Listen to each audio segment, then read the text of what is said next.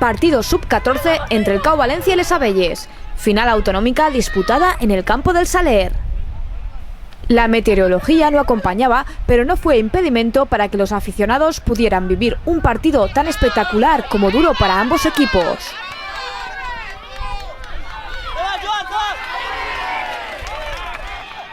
El CAU se proclamó campeón autonómico tras vencer por 19-0 a un equipo que luchó con todo en el embarrado terreno de juego, pero que se topó con la excelente defensa de los jóvenes del CAU.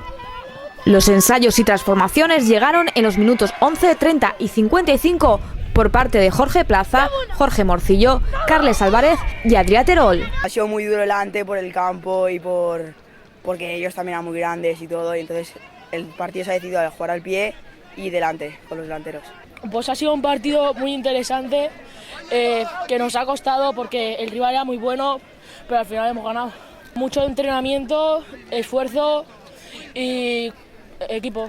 Sí, muy contento, el equipo ha trabajado muy duro toda la temporada, entrenando todas las semanas y nada, y contento de estar aquí y poder haber ganado esta final.